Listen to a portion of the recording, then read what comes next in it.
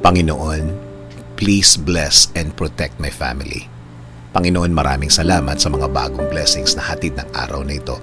Alam ko, Lord, na marami ka na namang pagpapala na ibibigay sa akin, tulad na lang ng nagising ako sa araw na ito.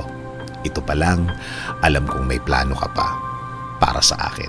At alam ko, Lord, na lahat ng plano mo, lahat ng bagay na gusto mong gawin sa buhay ko, ikakaganda ng aking buhay. Ikaka-level up ng aking araw-araw. At alam ko din, Lord, na alam mo ang lahat ng nangyayari sa aking buhay. Alam ko din na bahagi ng blessings mo sa akin ay ang pag-aalaga mo sa akin. Na gawin akong safe saan man ako magpunta at saan man ako andun. Ginagawa mong safe ang lugar na yon.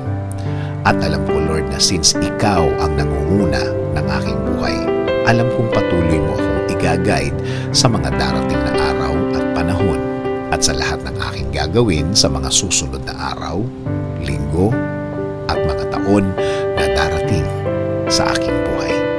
Kaya ngayon, Lord, kasama po ng aking dasal na ito na alagaan at protektahan mo din ang aking pamilya, Lord.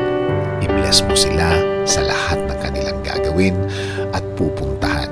Patuloy niyo silang i-guide at gagawing blessed kahit saan man sila magpunta. At alam ko din, Lord, na meron ka ding magandang plano para sa kanilang mga buhay. Alam kong i-guide mo din sila sa araw na ito at patuloy mo silang babantayan sa lahat ng pagkakataon ng kanilang buhay. Patuloy niyo pong pasukin ang aming mga buhay. Patuloy niyo kaming bigyan ng direksyon sa lahat ng pagkakataon.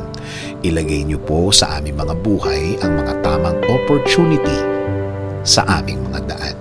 Bigyan niyo din po kami ng guidance sa lahat ng aming gagawin sa araw na ito at sa mga susunod.